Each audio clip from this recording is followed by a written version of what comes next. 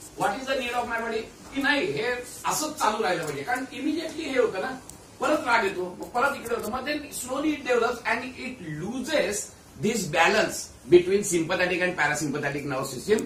आणि मग तुमचा राग शांत जरी झाला ना तरी तुमचे हार्टबीट्स जास्तच चालतात, तुमचा ब्रेथ रेट जास्तच राहतो, तुमच्या ह्याच्यातलं जे रक्त आहे ते जास्तच राहतो. Then you said that you are a victim of diabetes, you are a victim of hypertension.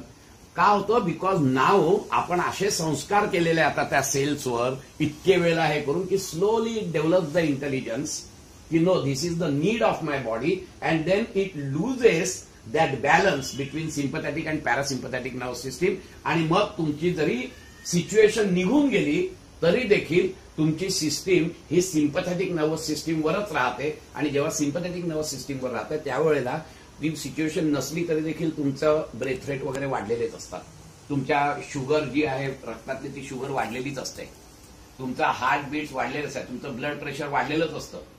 Because now it has not transferred to the parasympathetic nervous system. This is one reason why these psychosomatic diseases are arises. It is because that you are putting the intelligence. तुम्ही संस्कार घालताय तुमच्या सेलवर. आधीचे संस्कार काय होते? अनंत जन्माचे संस्कार होते. आणि म्हणून तुम्ही म्हटलं तसं की जन्माला आल्यानंतर तुम्हाला कोणी शिकवतं का की आता घे रे श्वास, आता सोड रे श्वास? नाही शिकवत कोणी. From where this intelligence has come? That intelligence is there in that nucleus की ज्याच्यामुळे तुम्हाला हे सगळं होतं.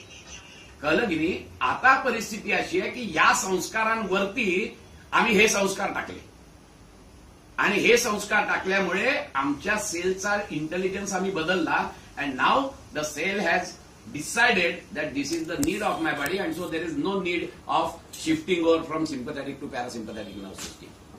दिस is one reason. The second reason that there is no समत्व. Again I am telling you, समत्वम योग उच्चते हे आपण म्हणतो, बरोबर आहे ना? आता समत्व नाही. कुठे समत्व नाही? एक तर देर इज नो समत्व between sympathetic parasympathetic nervous system. दुसरी महत्वाची गोष्ट अशी असते की there is no balance between your physical activity and mental activity. आज परिस्थिती अशी आहे की आमच्या डिझायर्स आणि आमचा मेंटल जे एक्झरसाइज आहे तो एवढा जबरदस्त वाढलेला आहे की त्या मानाने फिजिकल एक्झरसाइज कमी होतोय. दुसरी महत्वाची गोष्ट अशी असते की फिजिकल एक्झरसाइज करण्या इतपत आम्हाला वेळच नसतो. So this balance is again tilted, unbalance is again tilted because that we don't have time to exercise and minimize that gap between the mental activity and the physical activity. हा पण एक मोठा problem आहे. आता परिस्थिती अशी होते की आम्ही खुर्चीत बसून we have got lot many jobs to do at mental level. Lot many desires are there. We want to run very fast. But then that desire and that ambition does not get percolate down on your physical body. आणि ज्या वेळेला ते physical बॉडीवर manifest होत नाही त्यावेळेला ताण निर्माण होतो. Because now mind wants to run at this level whereas your physical body is not capable of running to that level. And then there is a strain, there is a stress. Because we don't have time to exercise or we don't have time to relax. The mental relaxation पण आम्ही करत नाही. रात्री सुद्धा तो माणूस विचार करत असतो कंटिन्युअस, त्याला विश्रांतीच देत नाही आम्ही. आणि विश्रांती देत नसल्यामुळे इथे फिजिकल लेवलला ऍब्सोल्यूट झिरो ऍक्टिव्हिटी, मेंटल लेवलला एवढी प्रचंड ऍक्टिव्हिटी, ही दरी जशी जशी वाढते तसा तसा तुमचा स्ट्रेस वाढत जातो. हा स्ट्रेस जर का कमी करायचा असेल तर either you relax mentally which we do not have time or you exercise physically.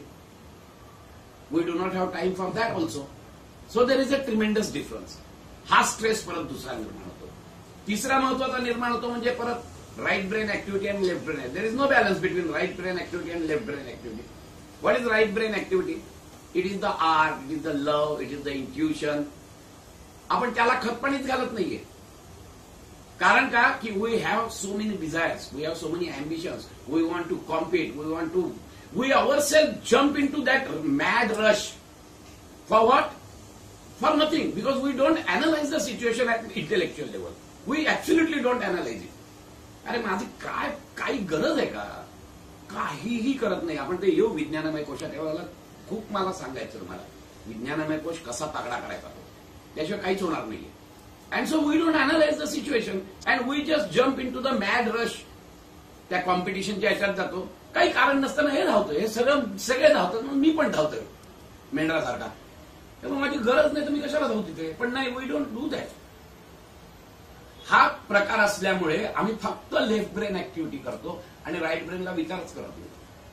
एखादा खरा जो माणूस असतो की नाही, तो आर्टमध्ये पण जातो, तो थोडासा रिलॅक्स होतो, तो थोडासा फिरायला जातो, तो थोडासा इंट्युटिव्हली काहीतरी करायला बघतो. हे सगळे जे प्रकार आहेत ना, हे सगळे प्रकार राईट ब्रेनचे आहेत. But we don't do that. So there is no balance between left brain and right brain activity. या 3 गोष्टींमुळे आमचं सगळं होमिओस्टॅटिस जे आहे ना, ते सगळं बिघडतं. होमिओस्टॅटिस तुमचं नॉर्मल केव्हा राहतं? When there is a perfect balance between sympathetic nervous system, parasympathetic nervous system. Your personality development will be at peak when there is a perfect balance between your left brain activity and the right brain activity. And of course, there is a perfect homeostasis will be maintained if there is a perfect balance between your physical activity and the mental activity. आम्ही या तिन्हीपैकी काहीही करत नाही and we develop this stress. When there is no equanimity, when there is no samatva, the stress develops. आम्ही ह्याच्याकडे कुठे बघतच नाही. आणि मग कॉमन माणूस काय करतो? What do common people do now? Let us see that. आणि मग नॉर्मली काय करतात हे एक्झिक्युटिव्ह वगैरे तुम्ही जर बघाल तर, now they have got the stress, they don't have time to relax. मग काय करायचं? So the normal procedure to cope up with that situation, then they start smoking. काय होतं स्मोकिंगने? स्मोकिंगमुळे तुमचं हे स्टिम्युलेट होतं ऍक्टिव्हिटीज.